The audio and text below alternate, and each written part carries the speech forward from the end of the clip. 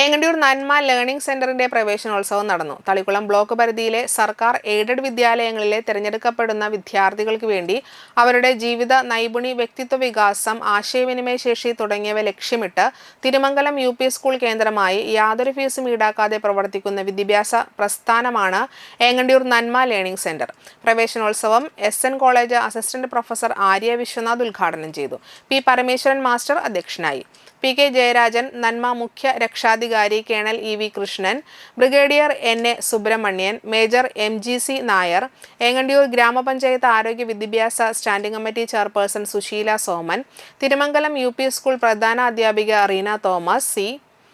Rajashree P, യോഗാധ്യാപകൻ പ്രതാപൻ കളത്തിൽ എന്നിവർ സംസാരിച്ചു. ഉന്നത വിജയം നേടിയ വിദ്യാർത്ഥികൾക്ക് ഉപഹാരം നൽകി.